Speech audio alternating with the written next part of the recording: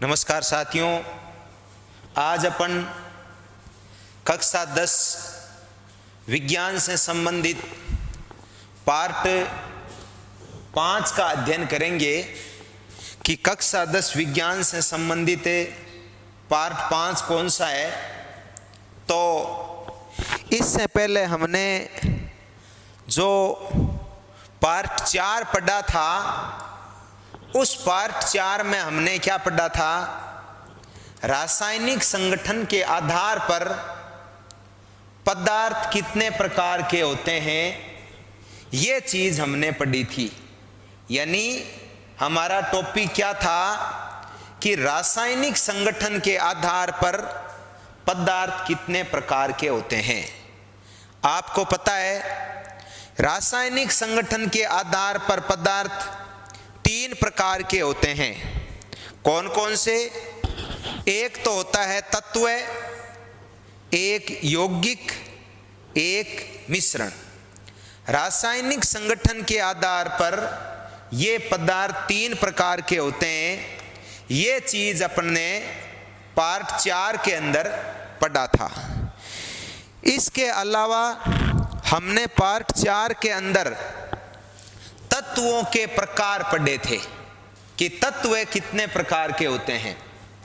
आपको पता है तत्व 3 प्रकार के होते हैं। कौन कौन से? धातु, अधातु और उपधातु। आपको मैंने बताया था धातुएं संख्या में 84 यानी 84 होती है।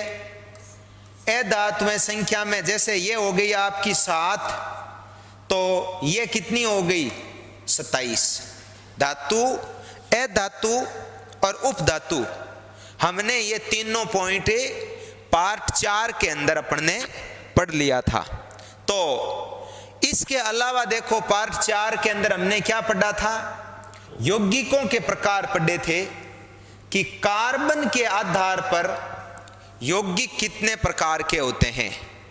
आपको बताया था कार्बन के आधार पर यौगिक 2 प्रकार के होते हैं, एक तो कार्बनिक और एक अकार्बनिक। कार्बनिक वो होते हैं जिनमें कार्बन पाया जाता है, और अकार्बनिक वो होते हैं जिनमें कार्बन नहीं पाया जाता। यानी कार्बन के आधार पर यौगिक 2 प्रकार के होते हैं, कार्बनिक और अकार्बनिक। ये चीज भी हमने पढ़ ली थी। इसके अलावा हमने पिछले वीडियो में पढ़ा था इलेक्ट्रॉन के आधार पर यौगिक कितने प्रकार के होते हैं। इलेक्ट्रॉन के आधार पर यौगिक 2 प्रकार के होते हैं। एक तो होते हैं आयनिक यौगिक। आयनिक यौगिक वो यौगिक होते हैं जो इलेक्ट्रॉनों के आदान प्रदान से बनते हैं। जो इलेक्ट्रॉनों के आदान प्रदान से बनते हैं, उन यौगिकों को क्या कहते हैं? आयनिक यौगिक। एक पढ़ा था आपने सहसंयोजी यौगिक। सहसंयोजी यौगिक कौन से होते हैं?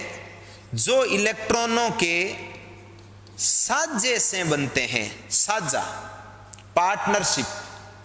जो इलेक्ट्रॉनों के साझे से बनते हैं, वो यौगिक कौन से होते हैं? सहसंयोजी यौगिक। तो हमने ये 2 प्रकार के यौगिक पढ़े थे, आयनिक यौगिक और सहसंयोजी यौगिक। ये भी आपने पिछले वीडियो के अंदर पढ़ लिया था। हाँ, अब आज अपन पार्ट 5 पढ़ रहे हैं। पार्ट 5 में हम मुख्य रूप से क्या पढ़ेंगे?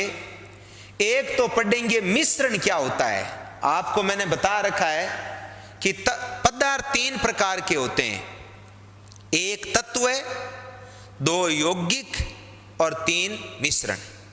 तो पहला प्रकार और दूसरा प्रकार, यानी यौगिक तक की चीज हमने पार्ट 4 में पढ़ ली। अब आज पार्ट 5 में हम एक तो पढ़ेंगे मिश्रण क्या होता है, और एक पढ़ेंगे मिश्रण के कितने प्रकार होते हैं। ध्यान रखना, मिश्रण के 2 प्रकार होते हैं। कौन कौन से? एक तो होता है सममांगी मिश्रण, एक होता है विषमांगी मिश्रण। ये 2 मिश्रण के प्रकार है, सममांगी और विषमांगी। चलो तो पार्ट 5 में हम एक तो मिश्रण पढ़ेंगे और अगली चीज पढ़ेंगे पदार्थ का एक प्रकार, विद्युत धारा के आधार पर पदार्थ कितने प्रकार के होते हैं। यानी विद्युत धारा के आधार पर पदार्थ कितने प्रकार के होते हैं? 3 प्रकार के होते हैं। कौन कौन से? एक तो होता है सुचालक, सुचालक का ही दूसरा नाम होता है चालक। सुचालक या चालक अंग्रेजी में कहते हैं कंडक्टर। एक कुचालक, कुचालक का ही दूसरा नाम होता है विद्युत रोधी, विद्युत रोधी, और इनका अंग्रेजी में इसको कहते हैं इंसुलेटर। और तीसरे होते हैं अर्धचालक यानी सेमी कंडक्टर। तो विद्युत धारा के आधार पर पदार्थ 3 प्रकार के होते हैं, सुचालक, कुचालक और अर्धचालक। ये 3 प्रकार के होते हैं। हाँ, अब देखो अपन चलो शुरू, तो पार्ट 5 के मैंने टॉपिक बता दिए। एक तो हम बात करेंगे मिश्रण की और दूसरी बात करेंगे हम विद्युत धारा के आधार पर पदार्थ कितने प्रकार के होते हैं। 3 प्रकार के, सुचालक, कुचालक और अर्धचालक। चलो अब अपना टॉपिक शुरू करते हैं।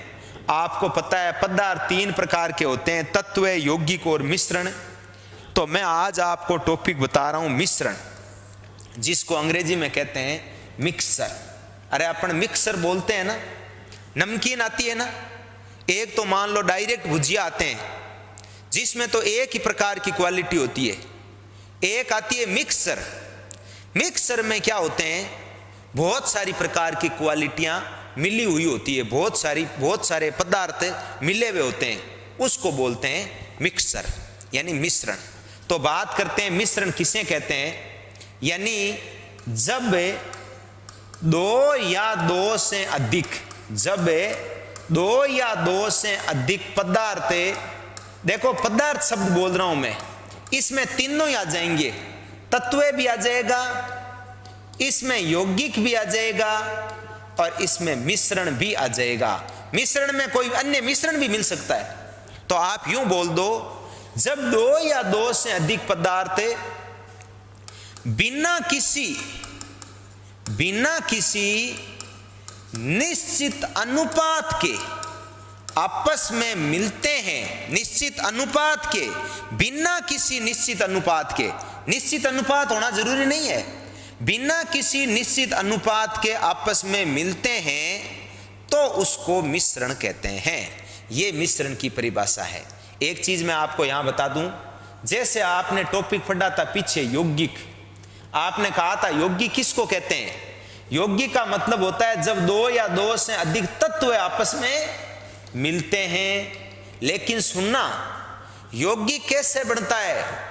यौगिक बनने के लिए तत्वों का निश्चित अनुपात होना जरूरी है, निश्चित अनुपात होना जरूरी है। जैसे देखो मैं आपको उदाहरण देता हूं, मैंने यौगिक में आपको एक उदाहरण दिया था, जल का निर्माण कैसे होता है। आपने समीकरण भी लिखी थी H2 + O2, इससे बनता है H2O। इसमें देखो मैं कहूं इस समीकरण को संतुलित कीजिए, तो वास्तव में देखो इसके 2 अणु होते हैं, इसका 1 अणु होता है और यहां 2 अणु जल का निर्माण होता है। देखो यहां बहुत बढ़िया प्रश्न है, पर प्रश्न यह बनता है कि जल के निर्माण में हाइड्रोजन व ऑक्सीजन का अनुपात कितना होता है। बहुत इंपॉर्टेंट क्वेश्चन है। चलो आप यहां से याद कर लो कि हाइड्रोजन और ऑक्सीजन का अनुपात कितना है। देख लो, हाइड्रोजन के तो 2 अणु है, ऑक्सीजन का 1 अणु है, तो अनुपात कितना है, 2:1। आप इसी प्रकार चाहे कोई भी प्रकार का यौगिक ले लेना, उस यौगिक में निश्चित अनुपात का होना बहुत ही जरूरी है। लेकिन यहां मैं बताना क्या चाह रहा हूं, यहां मैं बताना यह चाह रहा हूं कि यदि आप मिश्रण पढ़ते हैं तो मिश्रण में अनुपात का होना आवश्यक नहीं है। अरे होता है तो ठीक है, लेकिन अनुपात का होना कोई आवश्यक नहीं है। तो आप इसको यूं याद कर लेना कि जब 2 या 2 से अधिक पदार्थ बिना किसी निश्चित अनुपात के आपस में मिलते हैं उसको क्या कहते हैं, मिश्रण कहते हैं। ये भाई मिश्रण की परिभाषा है। अब आपको मैंने बता रखा है कि मिश्रण कितने प्रकार के होते हैं। मिश्रण साथियों 2 प्रकार के होते हैं। एक बार मैं चलो मिश्रण के बारे में और कुछ चीजें बता देता हूं। जैसे अपन 1-2 उदाहरण लेते हैं कि भाई मिश्रण का कोई उदाहरण दीजिए। आपको पता है इसमें 2 या 2 से अधिक पदार्थ आपस में मिलेंगे, लेकिन उन पदार्थों का निश्चित अनुपात नहीं होता, लेकिन यौगिक में पदार्थों का निश्चित अनुपात होता है। हाँ, इसके लिए आप कोई सा ही बोल दो चाहे। जैसे आपने कह दिया आपके पास कुछ तो है चीनी, आपके पास कुछ है नमक और आपके पास कुछ है जल। आपने, या एक बार जल मत लो, ठोस ठोस चीजें ले लो। नमक हो गया, चीनी हो गई, इसके अलावा आपके पास कुछ है बाजरी, इसके अलावा कुछ है आपके पास गेहूं। ये चीजें आपने मिला दी, इन सब को मिला के आपने एक मिश्रण बना दिया। अब देखो आपने बहुत सारी चीजों को आपस में मिला दिया, तो ये क्या है, ये एक क्या बन गया, मिश्रण बन गया। इसके अलावा जैसे देखो ये वायु होती है ना, वायु, ये वायु भी क्या है, वायु भी एक मिश्रण है। अरे वायु में कुछ हद तक तो गैसों का निश्चित अनुपात होता है, लेकिन इसमें गैसों के अलावा भी आपको पता है बहुत सारे धूल के कण होते हैं, धुएं के कण होते हैं, अन्य पदार्थों के कण होते हैं। यदि गैसों की दृष्टि से देखें तब तो वायु निश्चित अनुपात है, लेकिन वायु भी बहुत सारी गैसों का क्या होता है, एक मिश्रण होता है। इसमें खाली गैसें ही नहीं होती, इसके अलावा धूल के कण भी होते हैं, इसके अंदर जल वाष्प भी होते हैं, और भी बहुत सारे वायु के अंदर कण होते हैं। तो ये वायु भी क्या है, एक मिश्रण है। याद कर लो, वायु एक समांगी मिश्रण है। बहुत ही बढ़िया चीज है। वायु क्या है, वायु एक समांगी मिश्रण है। तो ये देखो हमने मिश्रण के उदाहरण पढ़ लिए। अरे आपको कोई उदाहरण रटने की जरूरत नहीं है। जैसे मान लीजिए ये आपने कोई पात्र लिया, इस पात्र में आपने जल डाल दिया, इसमें आपने क्या डाली, 2-3 चीजें डाल दी। एक तो डाल दी इसमें आपने चीनी, इसके अलावा आपने एक डाल दिया, ये चीनी हो गई। एक डाल दिया इसके अंदर आपने नमक, एक डाल दिया आपने इसमें नींबू। तो ये देखो आपने क्या बना लिया, नींबू का रस बना लिया, नींबू का जूस बना लिया। ये क्या है, ये एक मिश्रण का ही उदाहरण है। तो मिश्रण किसको कहते हैं, जिसमें 2 या 2 से अधिक पदार्थ बिना किसी निश्चित अनुपात के मिले होते हैं, उसको हम क्या बोलते हैं, मिश्रण कहते हैं। तो देखो मैंने मिश्रण की आपको परिभाषा बता दी कि भाई मिश्रण क्या होता है। मिश्रण में आपको मैंने उदाहरण भी बता दिया, और इसके अलावा आपने क्या पढ़ी है, इसके अलावा आपने मिश्रण के उदाहरण पढ़ लिए। तो अब चलो अपन आगे बात करते हैं मिश्रण के कितने प्रकार होते हैं। आपको पता है मिश्रण के 2 प्रकार होते हैं। एक तो होता है समांगी मिश्रण और एक होता है विषमांगी मिश्रण। हाँ, मैं आपको देखो एक उदाहरण दे रहा हूं, वो समझिए। जैसे मान लीजिए ये आपके पास कोई एक बाल्टी है, बाल्टी कह दो, ये मान लो आपके पास एक बाल्टी है, और इस बाल्टी में आपने ये भर रखा है जल। अंदर क्या भर रखा है आपने, जल। ये भर दिया चलो आपने जल। हाँ, अब आपने इसके अंदर क्या डाल दिया, अब इसके अंदर आपने ऊपर से डाली चीनी, ऊपर से डाल दी चीनी। ठीक है, मान लीजिए आपने 1 kg चीनी डाल दी। चीनी डाल के आपने इस चीनी को इस जल के अंदर पूरी तरह से भाई घोल दिया। और जब कोई चीज किसी में घुल जाती है ना, तो उसको विज्ञान की भाषा में क्या बोलते हैं हम कहते हैं उसका विलियन बन गया। विलियन अंग्रेजी में क्या कहते हैं, सॉल्यूशन कहते हैं। मैं अभी बताऊंगा ये विलियन क्या होता है। विलियन का मतलब सॉल्यूशन। तो सब चीजें घुल गई तो ये क्या बन गया, एक विलियन बन गया। मैं क्या बोलूंगा इसको कि जल और चीनी का क्या बन गया, ये एक मिश्रण बन गया। अब देखो जैसे, और एक इसको मैं चलो ए दे देता हूं। इसी प्रकार का आपके पास एक दूसरा उदाहरण और लेता हूं मैं। यही बाल्टी ले लिया आपने, ये ले ली बाल्टी, और इसके अंदर ये भर दिया आपने जल, जल भर दिया, और इसके बाद में आपने इसके अंदर डाल दी कुछ रेत, आपने इसमें रेत डाल दी और रेत को इसमें घोल दिया आपने, ठीक है। इसको मैं उदाहरण बी दे रहा हूं। अब आप इन दोनों उदाहरणों को समझिए।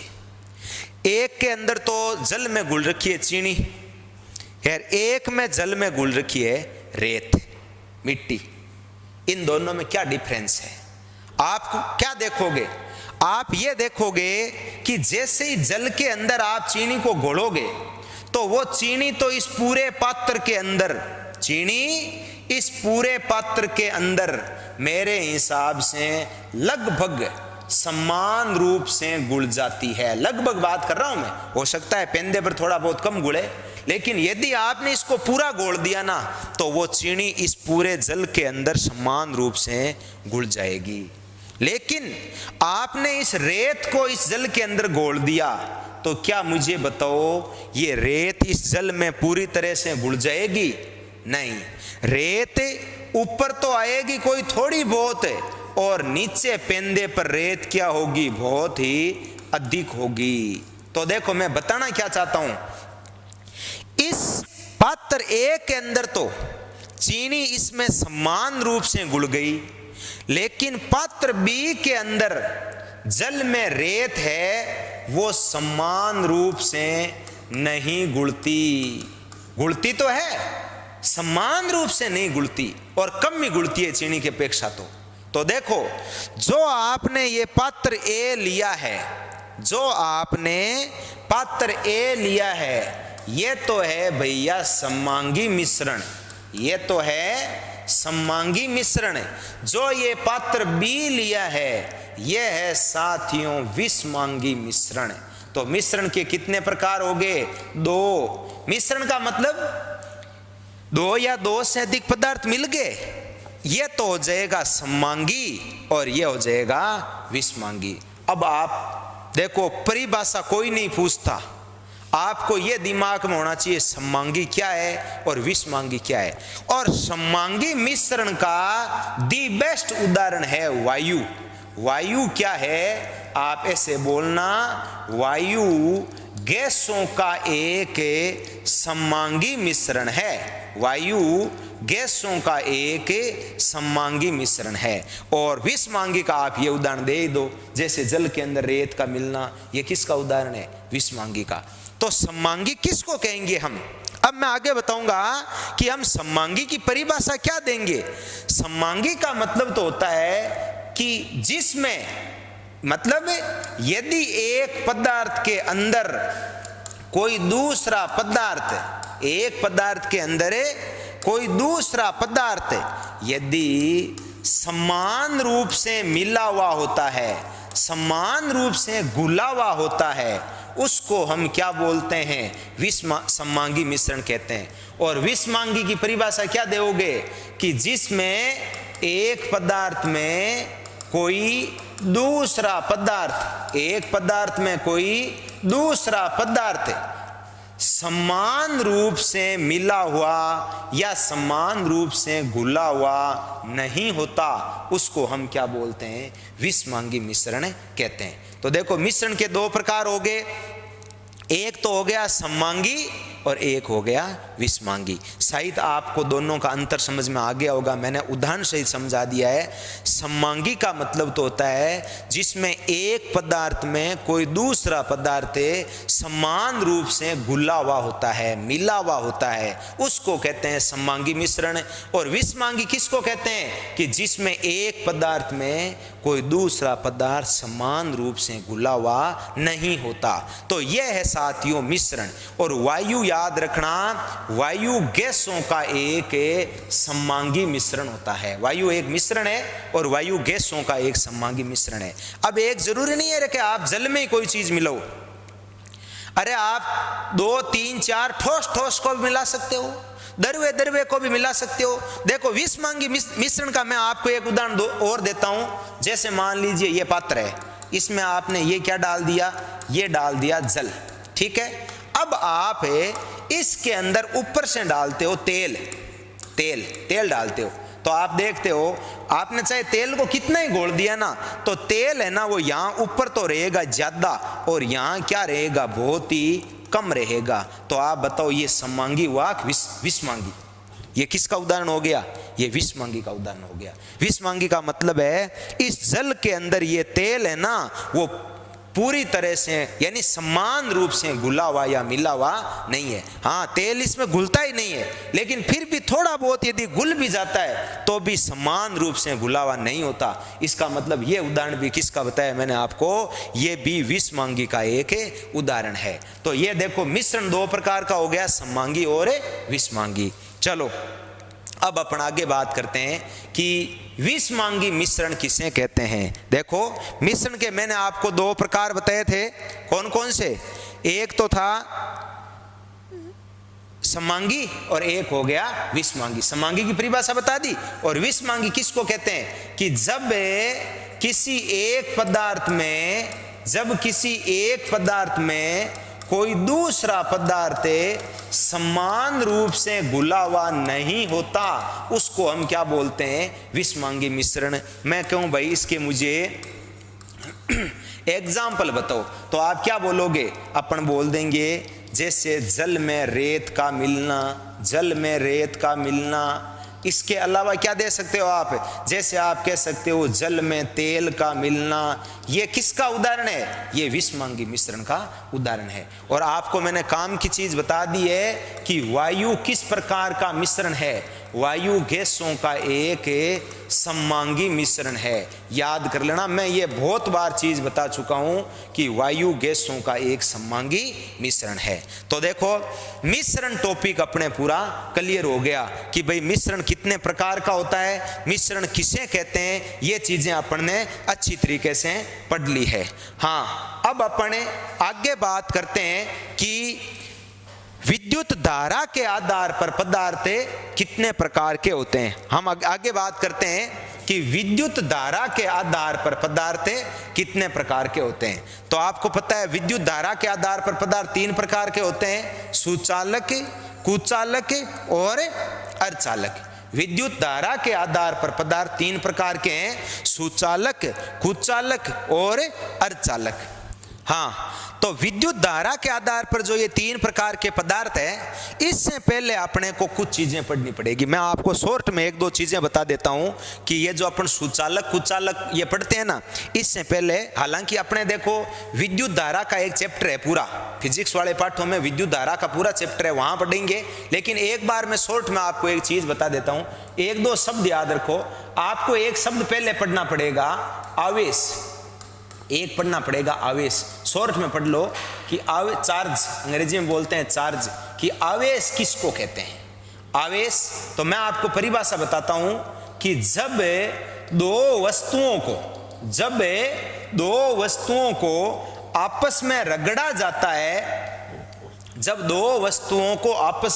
जाता है, तो होता क्या है, तो एक वस्तु में से, याद रखना, तो एक वस्तु में से इलेक्ट्रॉन निकलकर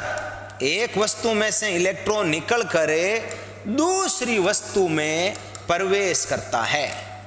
एक वस्तु में से इलेक्ट्रॉन निकलकर दूसरी वस्तु में प्रवेश करता है। कहने का मतलब है, जैसे मान लीजिए आपके पास दो वस्तु है, एक तो है मान लीजिए सूखे बाल और एक है आपके पास प्लास्टिक का कंगा। आपने इन दोनों को आपस में रगड़ा, मतलब जैसे अपन बालों के ऊपर कंघी करते हैं, जैसे इन दोनों को परस्पर रगड़ा जाता है, रगड़ने से एक वस्तु में से इलेक्ट्रॉन निकलेगा।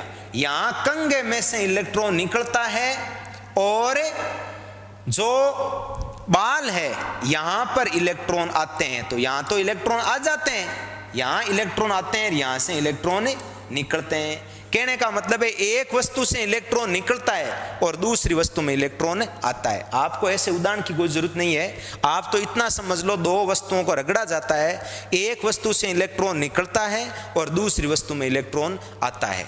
और याद रखना, कोई भी वस्तु होती है, यहां ध्यान दो, उस वस्तु में से यदि इलेक्ट्रॉन निकल जाता है, माइनस चिन्ह लगाया मैंने, तो याद रखना उस वस्तु के ऊपर धनावेश आ जाता है। और कोई वस्तु है यदि उसमें इलेक्ट्रॉन आ जाता है, अपन यूं कहें कोई वस्तु है और यदि इस वस्तु के अंदर इलेक्ट्रॉन आ जाता है तो वो वस्तु कैसी हो जाती है? धनावेशित हो जाती है। मतलब है यदि किसी वस्तु में से इलेक्ट्रॉन निकलता है, चाहे उल्टा बता दिया क्या, यदि किसी वस्तु में से इलेक्ट्रॉन निकलता है वो धनावेशित हो जाती है, और यदि किसी वस्तु में इलेक्ट्रॉन आता है तो वो वस्तु क्या हो जाती है? ऋणावेशित हो जाती है। इसका मतलब देखो, धनावेश का मतलब तो इलेक्ट्रॉन की कमी, धनावेश जो शब्द है ना ये याद रखना इलेक्ट्रॉन की कमी को दर्शाता है, और ऋणावेश होता है ना वो इलेक्ट्रॉन की अधिकता को दर्शाता है, अधिकता को दर्शाता है। एक तो है इलेक्ट्रॉन की कमी और एक है इलेक्ट्रॉन की अधिकता। तो आवेश क्या होता है? अब मैंने यहां दो शब्द बोल दिया, देखो एक तो बोल दिया धनावेश, एक बोल दिया मैंने ऋणावेश। ये धनावेश और ऋणावेश क्या है? ये आवेश के दो प्रकार है। तो अब देखो ये आवेश क्या है? याद रखना ये आवेश होता है ना एक वस्तु का गुण होता है। आवेश एक वस्तु का क्या है? गुण है। इसके कारण क्या होता है? आवेश के कारण क्या होता है? तो परिभाषा क्या बोलेंगे हम?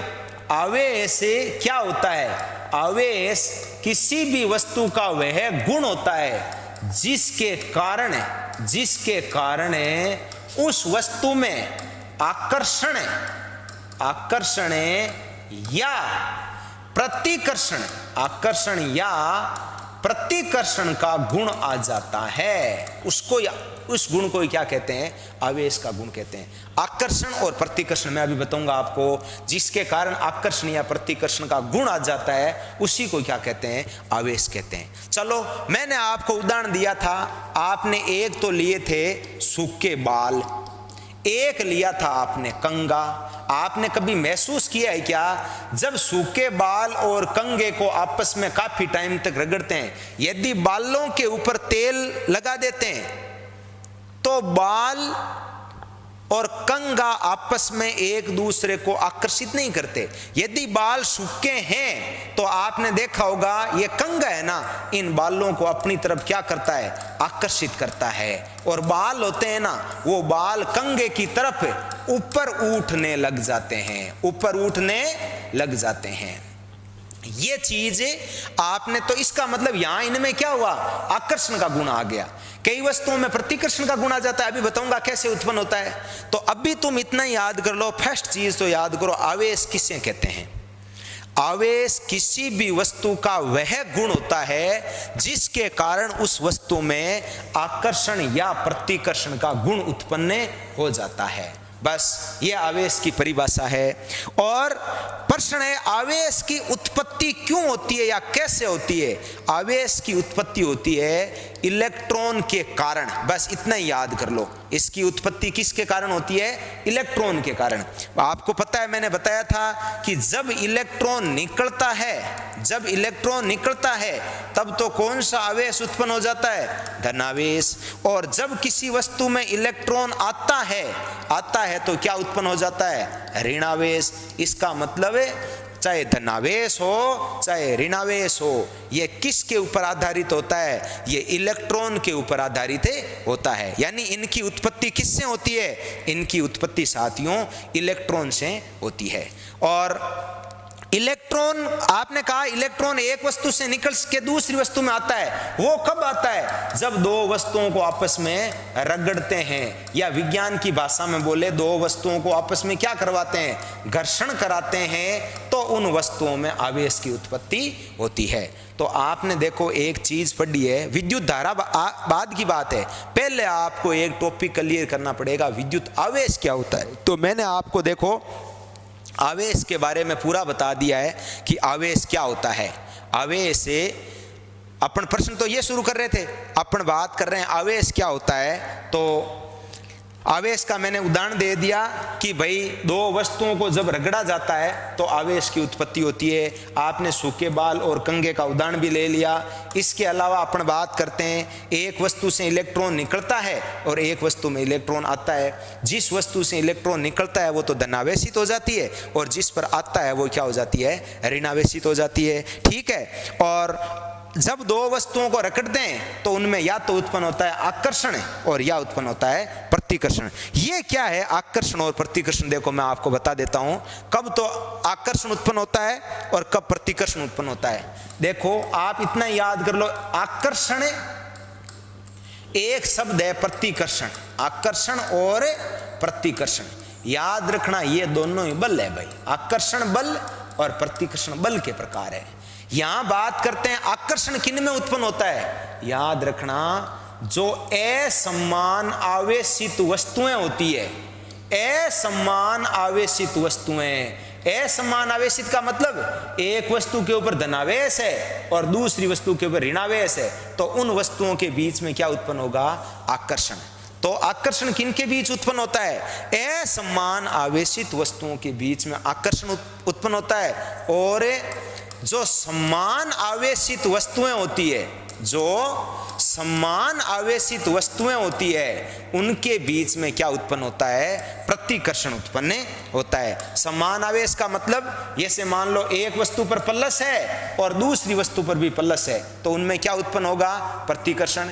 या मैं इसका उल्टा भी बोल सकता हूं, एक पर माइनस है और दूसरी पर भी माइनस है, तो भी इनमें क्या उत्पन्न होगा, प्रतिकर्षण उत्पन्न होता है। तो आकर्षण किन में उत्पन्न होता है, असमान वस्तुओं में आकर्षण उत्पन्न होता है और समान आवेशित वस्तुओं में क्या उत्पन्न होता है, प्रतिकर्षण उत्पन्न होता है। तो ये आपने देखो आवेश कैसे उत्पन्न होता है। और आवेश जो है ना, अंग्रेजी में इसको कहते हैं चार्ज, लेकिन आवेश को याद रखना Q से प्रदर्शित किया जाता है। याद कर लेना, आवेश को Q से प्रदर्शित किया जाता है। और आवेश का जो मात्रक होता है, मात्रक, आवेश का मात्रक होता है कूलोम।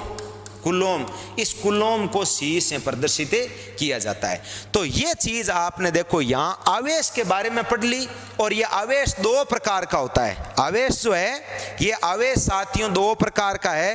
कौन कौन सा, एक तो होता है धनावेश, धनावेश, और दूसरा कौन सा होता है, वो होता है ऋणावेश। अब बात है ये उत्पन्न कैसे होते हैं, मैंने बता दिया।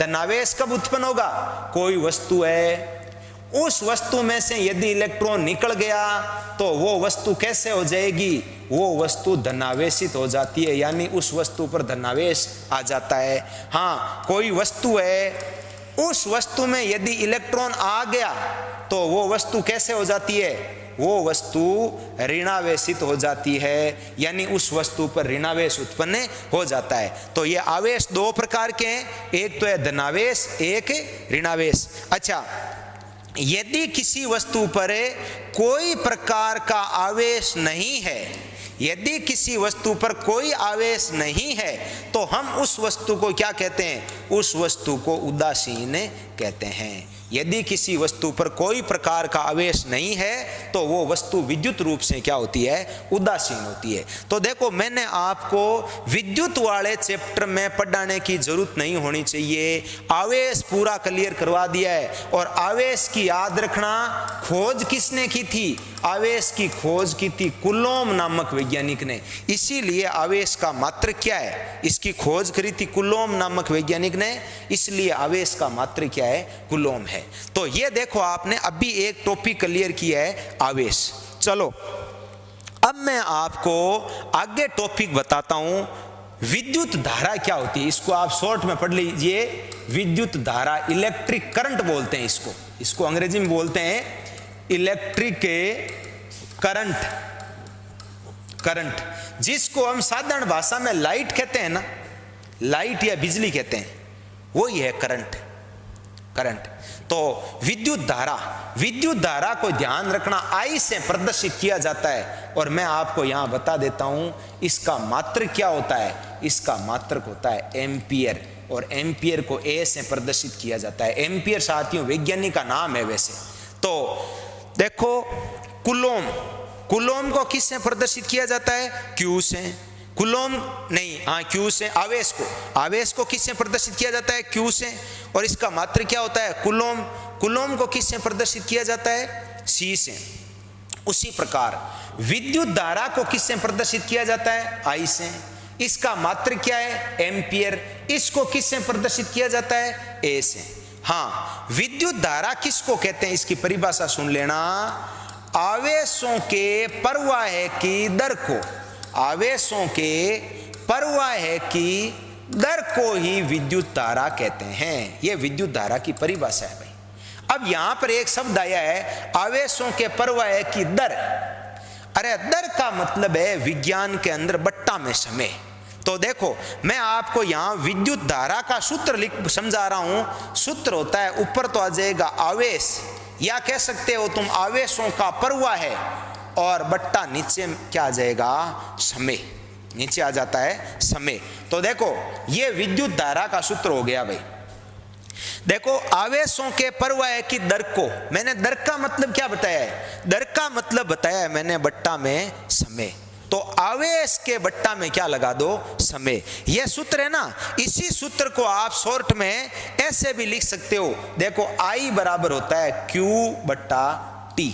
देखो, विद्युत धारा को I से लिखेंगे, आवेश को Q से लिखेंगे, और समय को किससे लिखेंगे? समय को T से लिखेंगे। तो विद्युत धारा का सूत्र क्या हो गया? I बराबर Q बटा T।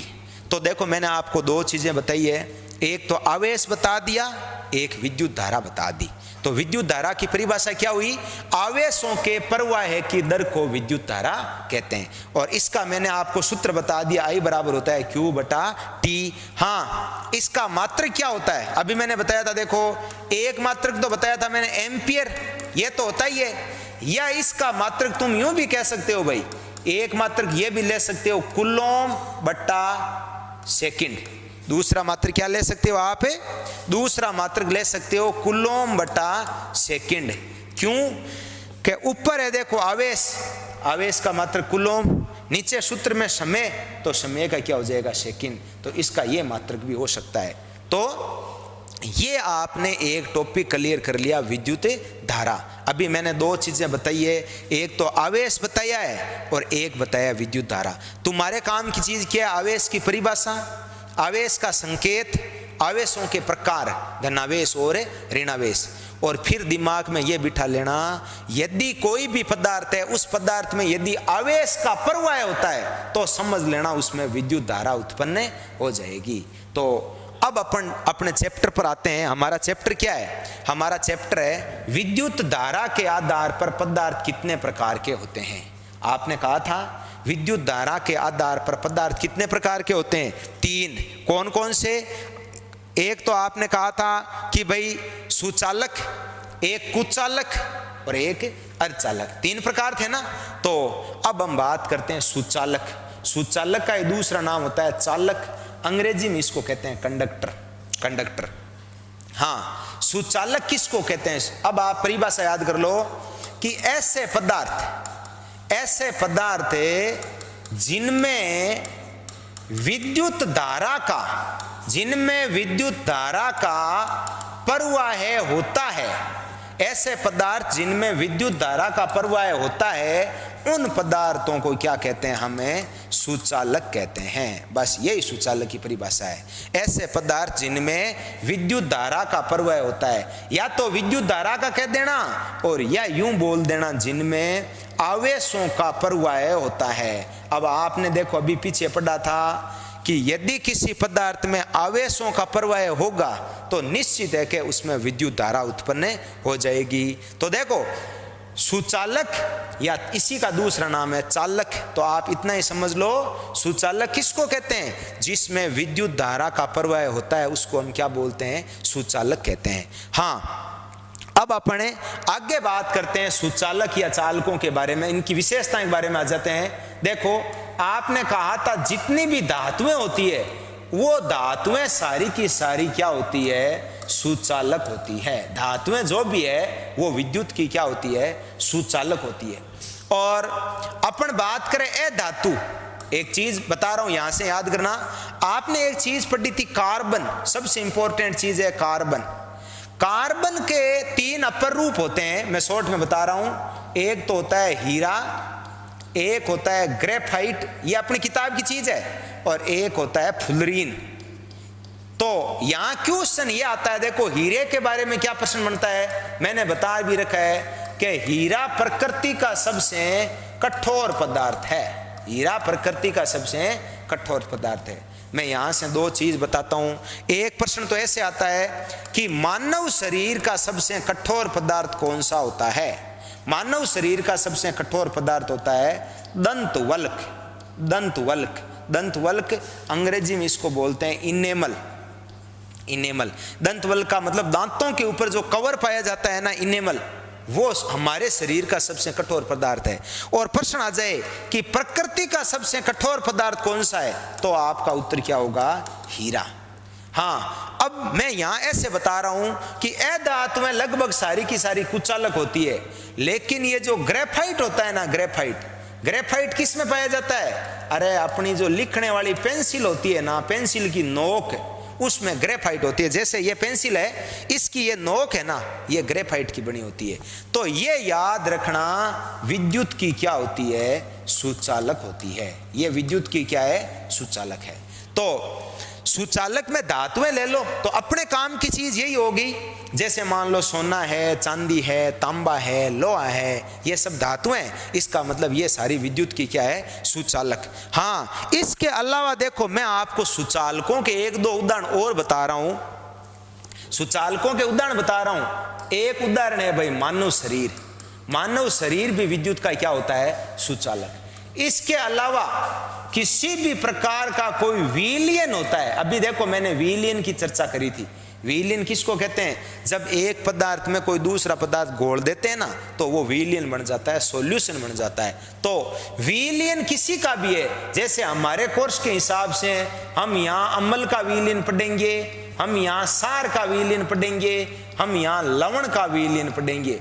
अम्ल, सार और लवण का जो जलीय विलयन होता है, ऐसे याद कर लो, इनका जो जलीय विलयन होता है वो भी विद्युत का क्या होता है, सुचालक होता है। बस इसके अलावा एक उदाहरण और याद कर लो, ये पृथ्वी। पृथ्वी बताओ विद्युत की सुचालक है, कुचालक। ये सारे के सारे जो मैंने आपको उदाहरण बताए ना, ये सारे के सारे क्या होते हैं, सुचालक होते हैं। सुचालक बोले तो सुचालक का मतलब होता है इनमें विद्युत धारा का प्रवाह हो सकता है, इनमें आवेशों का प्रवाह हो सकता है। हाँ, मैं एक शॉर्ट में एक चीज और बता देता हूं कि जिस प्रकार अभी आपने कहा है कि ये विद्युत धारा के आधार पर सुचालक कुचालक है, उसी प्रकार एक चीज और होती है भाई, उष्मा के आधार पर भी पदार्थ 3 प्रकार के होते हैं। कौन कौन से, वो सुचालक है, एक सुचालक है, एक कुचालक है, और एक क्या होते हैं, अर्धचालक। उष्मा, उष्मा के आधार पर भी पदार्थ 3 प्रकार के होते हैं। वही बात है कि जिस पदार्थ में से उष्मा का प्रवाह होता है, अरे मैं यहाँ बात ऐसे बोलूंगा, जिसमें उष्मा का प्रवाह होता है वो तो होगा सुचालक है, जिसमें उष्मा का प्रवाह नहीं होता वो कुचालक है। अर्धचालक वहां जो बताऊंगा वो यहाँ बताऊंगा उष्मा का। जैसे देखो, आप ये मान के चलिए कि आपके पास कोई एक पदार्थ है, आपने उस पदार्थ को जलती हुई आग में दिया और वो बिल्कुल भी गर्म नहीं हुआ। इसका मतलब हम क्या कह सकते हैं, हम बोल देंगे वो विद्युत उष्मा का क्या है, कुचालक है। मतलब उसमें उष्मा का संचार नहीं होता या उष्मा का प्रवाह नहीं होता। तो अपनी किताब में जगह जगह आएगा भाई कि ये पदार्थ उष्मा का कुचालक होता है, ये उष्मा का सुचालक होता है। तो ये सुचालक, कुचालक और अर्धचालक मैंने यहाँ एक और बता दिया है, ये उष्मा के आधार पर भी होते हैं। विद्युत धारा के आधार पर तो होते ही होते हैं, उष्मा के आधार पर भी। तो कई जगह किताब में आ जाता है कि यह पदार्थ उष्मा का सुचालक है। सुचालक का मतलब क्या है, इसमें उष्मा का प्रवाह होता है। उष्मा क्या है, उष्मा याद रखना, उष्मा को अंग्रेजी में कहते हैं हीट। ये उष्मा याद रखना ऊर्जा का ही एक रूप है, उष्मा ऊर्जा का ही एक रूप है। तो ये मैंने आपको सुचालक, दूसरा नाम क्या था जिनका, चालक, ये पूरा समझा दिया है कि सुचालक यानी कंडक्टर क्या होते हैं। हाँ, अब अपन चलो आगे बात करते हैं। अगला हमारा पदार्थ है कौन सा, कुचालक, या इसी का दूसरा नाम होता है विद्युत रोधी। अंग्रेजी में इनको क्या बोलते हैं, इंसुलेटर। हाँ, कुचालक क्या होते हैं, तो परिभाषा क्या हो जाएगी कि भाई ऐसे पदार्थ जिनमें से विद्युत धारा का प्रवाह है नहीं होता। अरे जिनमें करंट नहीं आता, जिन पदार्थों में करंट नहीं आता, वो विद्युत के क्या होते हैं, कुचालक या विद्युत रोधी होते हैं। कई जैसे मान लो प्लास्टिक है, प्लास्टिक में करंट नहीं आता, और भी बहुत सारी ऐसी वस्तुएं होती है जिनमें करंट नहीं आता। जिनमें करंट नहीं आता मतलब जिनमें विद्युत धारा का प्रवाह नहीं होता, उनको हम क्या बोलते हैं, कुचालक, या इसी का दूसरा नाम क्या होता है, विद्युत रोधी पदार्थ कह सकते हैं। जैसे देखो मैं आपको बता सकता हूं, इसके मैं आपको कुछ एग्जाम्पल बता रहा हूं भाई, कुचालकों के एग्जाम्पल जो अपन जानते हैं। देखो एक एग्जाम्पल हो जाएगा इसका सूखी लकड़ी, इसके अलावा शुद्ध जल, ध्यान दे रहे ना भाई, शुद्ध जल है। अरे जो हम जल यूज करते हैं वो तो अशुद्ध होता है, अशुद्ध जल तो विद्युत का सुचालक होता है, लेकिन शुद्ध जल विद्युत का क्या होता है, कुचालक होता है। लेकिन याद रखना शुद्ध जल प्रकृति में मिलना संभव नहीं है, इसलिए हम कई बार देखते हैं कि इस आदमी के करंट आया और पानी था इसलिए करंट ज्यादा आ गया।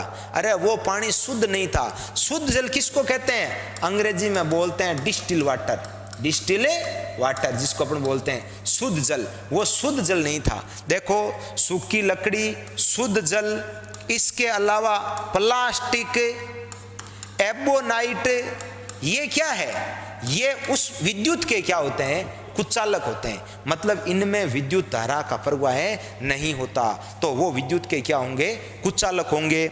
हाँ सेम इसी प्रकार देखो मैं आपको बता देता हूं कि वे पदार्थ, यहां पर अपन विद्युत के आधार पर ही नहीं, अपन यूं भी तो कह सकते हैं कि जिन पदार्थों में उष्मा का प्रवाह नहीं होता, वो पदार्थ भी उष्मा के क्या होते हैं, वो पदार्थ भी उष्मा के क्या होते हैं, कुचालक होते हैं। जैसे मान लो आपने कह दिया एबोनाइट, एबोनाइट की छड़ है, या मान लो प्लास्टिक की कुछ वस्तुएं होती है, ये उष्मा की भी, कुछ वस्तुओं की बात कर रहा हूं मैं, सारी नहीं, उष्मा की भी क्या होती है, कुचालक। मतलब इनमें उष्मा का प्रवाह नहीं होता, यानी आसानी से वो गर्म नहीं होती, ठंडी नहीं होती। उन वस्तुओं को क्या कहते हैं, उष्मा की दृष्टि से कुचालक कहा जाता है। तो कई जगह किताब में आ जाता है ये उष्मा की कुचालक है, मतलब इसमें उष्मा का प्रवाह नहीं होता।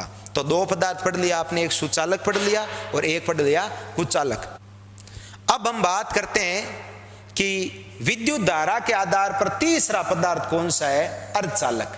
अर्धचालक को अंग्रेजी में क्या बोलते हैं, सेमी कंडक्टर। सेमी का मतलब अर्ध होता है, सेमी जो है ना इसका मतलब अर्ध यानी आधा होता है ना, क्रिकेट में फुटबॉल में सेमीफाइनल, सेमी मतलब आधा होता है, अर्ध। और कंडक्टर का मतलब क्या होता है, चालक, तो अर्धचालक।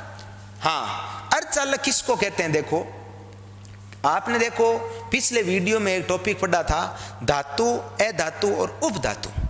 उपधातु किसको कहते हैं, उपधातु का मतलब है जिसमें धातु और अधातु दोनों के जिसमें गुण पाए जाते हैं उसको हम क्या बोलते हैं, उपधातु। सेम ऐसा ही प्रश्न यह है, एक है सुचालक, एक है कुचालक, एक है अर्धचालक। अर्धचालक किसको कहते हैं, सुनो, ऐसे पदार्थ, अरे ऐसी परिभाषा नहीं है जिसमें दोनों की गुण होते हैं। देखो ऐसे पदार्थ जो कम ताप पर तो होते हैं कुचालक, और जब ताप बढ़ाया जाता है तो वो क्या हो जाते हैं, सुचालक। उन पदार्थों को क्या कहते हैं, अर्धचालक। अर्थात जो आप यूं मान के चलिए, जो कम ताप के ऊपर, तो जब तापमान निम्न होता है तब तो होते हैं विद्युत के कुचालक, और जब ताप बढ़ाया जाता है तो हो जाते हैं सुचालक। ऐसे पदार्थों को क्या कहते हैं, अर्धचालक। अर्धचालक का मतलब वही बात है, देख लो इसमें दोनों के गुण आगे, सुचालक भी है और कुचालक भी है। यहां देख लो दोनों के गुण आगे है ना, कि प्रारंभ में तो ये कैसे थे, प्रारंभ में तो ये कैसे थे, कुचालक, और बाद में ये कैसे बन गए, सुचालक। इसका मतलब हम कह सकते हैं कि अर्धचालकों में सुचालक और कुचालक दोनों के लक्षण पाए जाते हैं, इसलिए इन पदार्थों को हम क्या बोलते हैं, अर्धचालक। हाँ, अर्धचालक के उदाहरण क्या होते हैं? अपन बात करते हैं कि अर्धचालक के उदाहरण कौन कौन से होते हैं। अर्धचालक का जो सबसे बढ़िया उदाहरण है, हम बात करते हैं कि अर्धचालकों के उदाहरण कौन कौन से होते हैं। इसके देखो मुख्यतः उदाहरण होते हैं कार्बन, इसके अलावा सिलिकॉन और जर्मेनियम। ये इसके मेन उदाहरण है, कार्बन, सिलिकॉन और जर्मेनियम। ये मुख्यतः किनके उदाहरण होते हैं? अर्धचालकों के उदाहरण होते हैं। हाँ, अब इनमें से ये जो कार्बन है ना, ये सिलिकॉन है, ये बड़ा महत्वपूर्ण है भाई। ये महत्वपूर्ण क्यों है?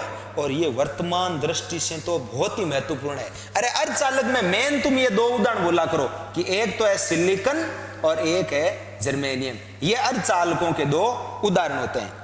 अब जैसे ये सिलिकॉन इंपॉर्टेंट क्यों है? अरे सिलिकॉन इसलिए इंपॉर्टेंट है, इसका उपयोग सौर सेल बनाने में किया जाता है। सौर सेल, यार सौर सेल देखो आज के युग की एक बहुत बड़ी आवश्यकता है। क्यों? ये सौर सेल आपको पता है, ये नवीनीकरण ऊर्जा का निर्माण करता है। सौर सेल क्या करता है? अरे सौर सेल जो सौर ऊर्जा होती है उस ऊर्जा को विद्युत ऊर्जा में रूपांतरित करता है। इसलिए याद कर लेना, सोलर सेल या सौर सेल कह देना, या इसी का दूसरा नाम होता है सोलर सेल। सौर सेल या सोलर सेल में किस पदार्थ का उपयोग किया जाता है? सिलिकॉन का उपयोग किया जाता है। और सौर सेल क्या होता है? जो सूर्य से आने वाली ऊर्जा को विद्युत ऊर्जा में रूपांतरित करता है, उस को हम क्या बोलते हैं? सोलर सेल कहते हैं। तो ये साथियों अपने आज कौन कौन से टॉपिक पढ़ लिए अपन ने? विद्युत धारा के आधार पर जो तीन पदार्थ है, इन तीनों को अपन ने पढ़ लिया है कि भाई कौन से सुचालक है, कौन से कुचालक है, कौन से अर्धचालक है। इन तीनों के बारे में अपन ने अध्ययन कर लिया है। और